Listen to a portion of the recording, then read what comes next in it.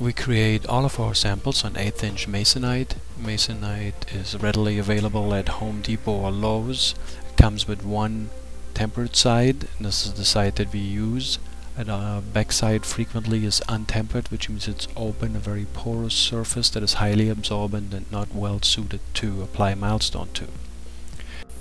We like to raise our Masonite off the table to facilitate working around the edges of the sample. We use a 1/2 inch sheet of plywood that we cut 1/4 inch shorter than the size of our samples. Prior to starting on a sample, you want to record all the necessary information to be able to reproduce the sample: color, dry ingredients, trowel used, and so on. So putting a label on the back of the sample is a highly important step in the process. We place our label in a corner of the sample because we often cut our samples into 4ths after we have completed them. Now that we have completed our setup, we can start with the actual sample making process. The first step is to color our acrylic admix. All color packs for the Milestone starter kit require 14 ounces of acrylic admix, no matter which color you selected. For our sample, we picked the color called cream. We will add the contents of the color pack straight into the admix. You will have some colorant remaining in your container. Don't use a brush to go straight in there, rather pour some of the liquid back into your colorant container, and then use the brush and clean out the container. It is important to get all the pigment out of the container, otherwise you will not have the color that you were looking for. You may have to repeat the process of pouring liquid into the container and washing it out 2 or 3 times until you can see that there's only a thin film of colored acrylic admix left at the bottom of your container. After you've added all the colorant, you want to stir up your liquid and make sure that all the pigment is well suspended and no pigment is left on the brush. Next, we want to add our Milestone base coat mix. A base coat mix uses approximately 1 ounce of liquid per square foot. We have sample boards that have 4 square feet each, and we want to base out 2 of them, so Liz is adding 8 ounces of colored admix, and then she's going to add approximately 16 ounces of Milestone base coat mix. When we mix a small batch like that, we just mix it by hand using a stir stick. If you don't get the right consistency right away, you can always add more powder or more liquid until you have it just the way you like it. Here Liz is showing us how she prefers her base coat mix. To apply the base coat, Liz will be using a 12-inch steel cement trowel. As she's working on the edges of our sample, you can see the advantages of having that sheet of plywood underneath the Masonite. It is a lot easier to deposit your mud right at the edge and then pull it back into the sample when it's not sitting flat on the table surface. At this point, Liz is applying just enough pressure to her trowel to spread the mix to the thickness of the aggregate that is included in it. When you're working on a floor, you can put your mud right onto the surface, but for almost any other application it is preferable to use a hawk as a go-between.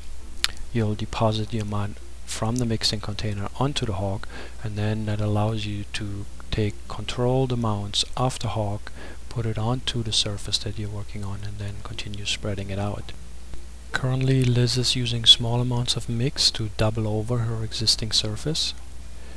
This allows her to fill in trail marks that are caused by larger size aggregates in the first layer. You want to keep those marks to a minimum. They have a tendency to show up in your top coat if you have too many of them. Now that Liz has completed her base coat to her satisfaction, she will clean off the edges of the sample board.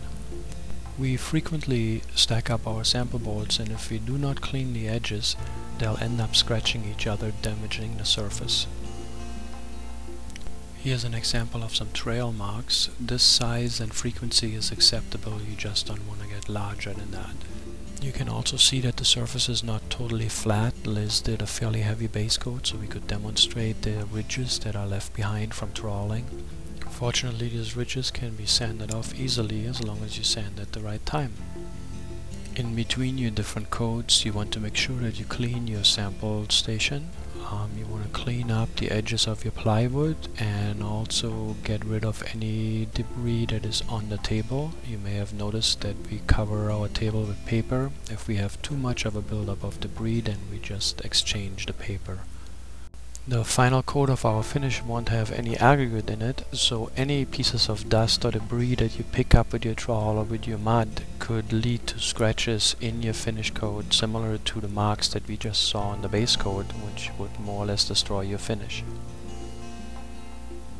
Meanwhile, our base coat has been drying. You can see that there are lighter areas appearing that Liz is pointing out on both sides of the sample. Those lighter areas are dried already. The darker areas are still wet. Once the discolorations appear, you're basically at the right time to start sanding. We will sand using a sanding pad and an 80 grit sandpaper. At this stage in the sanding process, your sandpaper won't clog up. You can't sand an entire wall without your paper clogging up. Should your sandpaper clog up right away, that's always a good indicator that you're too early. After you're done sanding, make sure that you clean up again the edges of your sample board.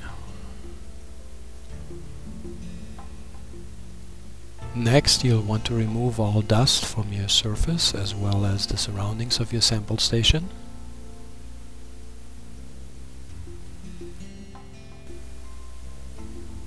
So now we're ready to do our final coat. The top coat uses the Milestone Hybridized Cement powder and needs about ½ an ounce of liquid per square foot. So Liz is using approximately 2 ounces of liquid. You can see that the viscosity is a lot more liquid than it was for the base coat. Since the final coat contains no aggregate, Liz has to make sure that all of her tools are clean, free of any dirt or dust that would cause scratch marks in the finish. Notice also how she's storing her hawk in a bucket. That's a great way to keep it level. Very helpful in the field when you have to walk away to get new materials or tools. So Liz is getting ready for the application of the final coat, and we will show that to you in the second part of our video.